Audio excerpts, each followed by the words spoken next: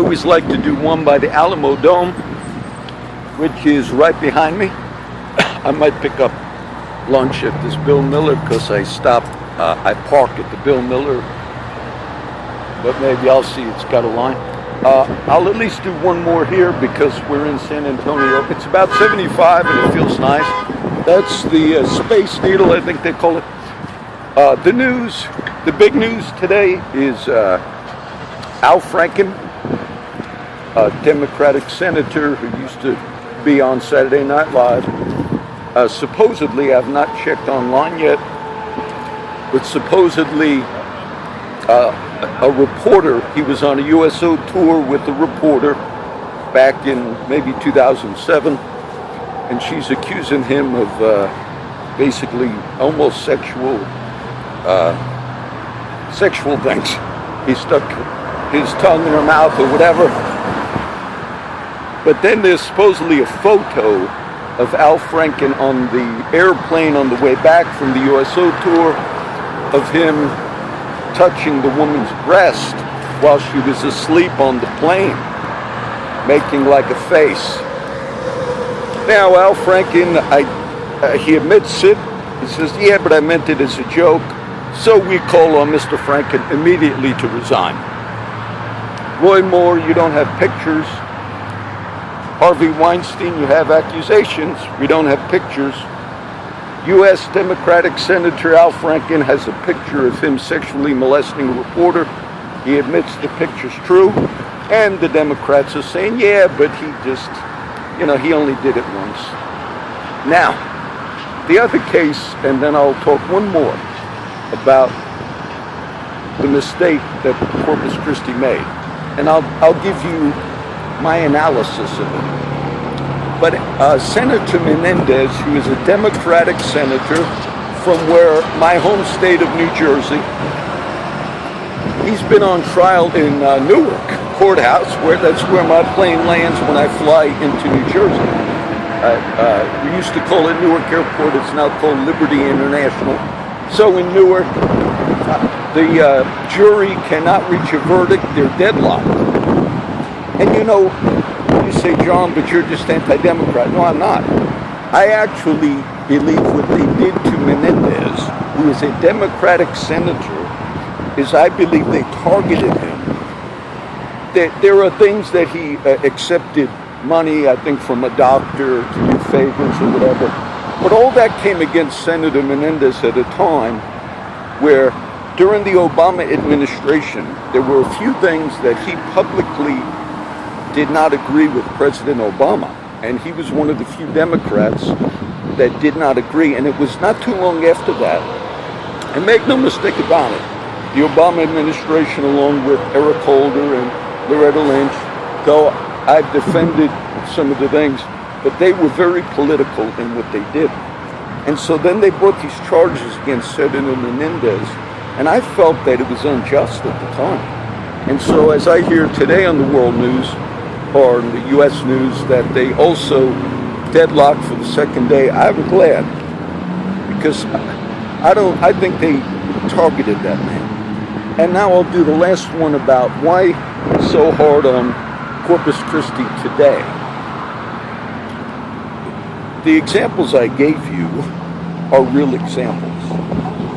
And you could say I've worked with people on substance abuse in Corpus Christi much more than most of the people in the city leadership who decided to sue Big Pharma. And I'm not a defender of Big Pharma, the drug companies. But it's obvious that they jumped the bandwagon to get into this lawsuit against drug companies. But that lawsuit is primarily when drug companies, through doctors, overprescribe opioids. And I will just tell you from experience what you see me say on the other videos. Corpus Christi, Texas does not have a problem with the overprescription of opioids. I'll just tell you that flat out. I'm in San Antonio now, and if people wanted to actually get a legitimate prescription for bipolar, for PTSD, you would come to this city or to another city that would, because when I remember the experiences I shared with you, some of my friends were like, some that were familiar with the problem in Corpus told me, yes, it's almost impossible to get even a legitimate prescription for an opioid in Corpus Christi. Through the experiences I share with you today. So what did the city leadership do? They did a scam for money. No better than if I faked that I fell down in Walmart. You say, well, how is it a scam? Because I'll guarantee you, the overprescription of opioids, which is a problem in parts of the country, Florida, the cities that are known for that, that's not our city. And every city is not joining the bandwagon. So you did a disgraceful thing. You showed that your leadership, it's not seeking, you did a disgrace to the name of the city of Corpus, because you let the whole public know that you're just about money.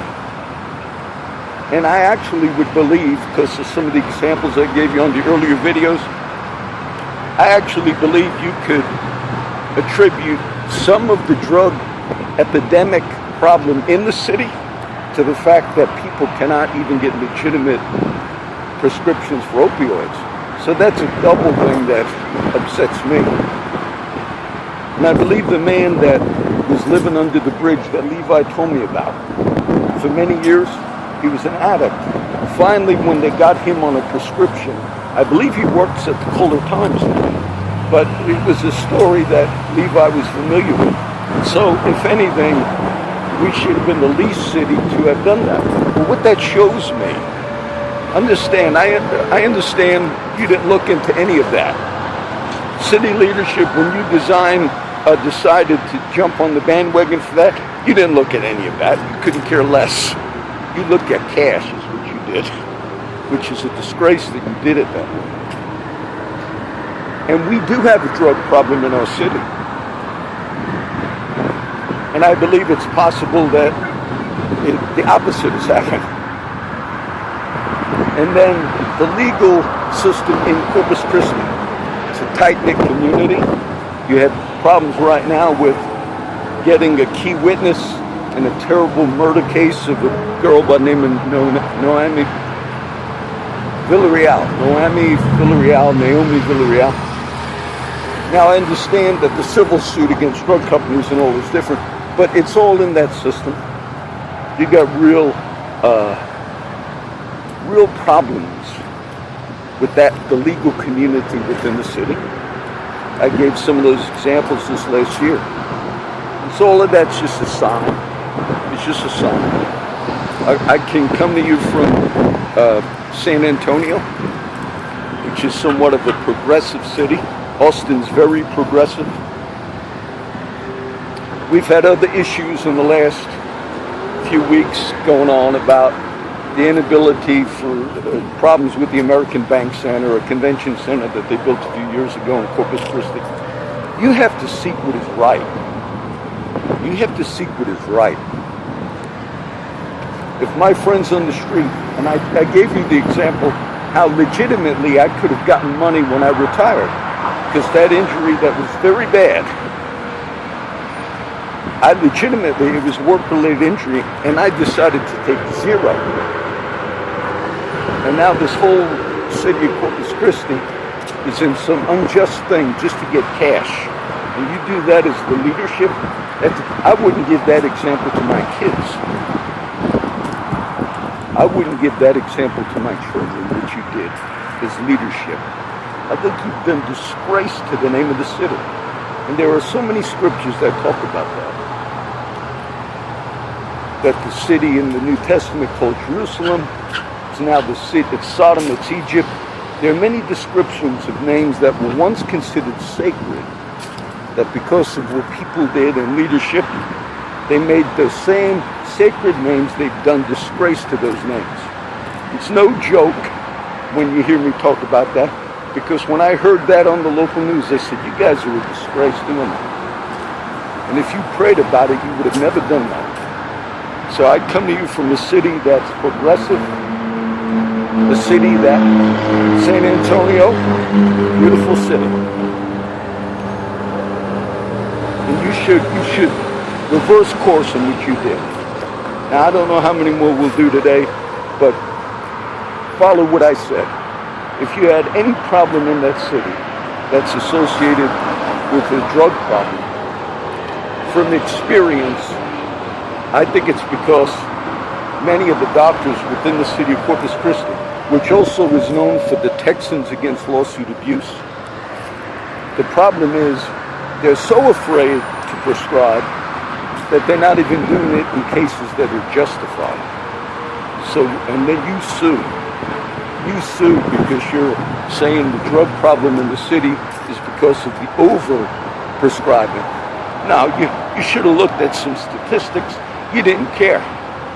You looked at the bottom line.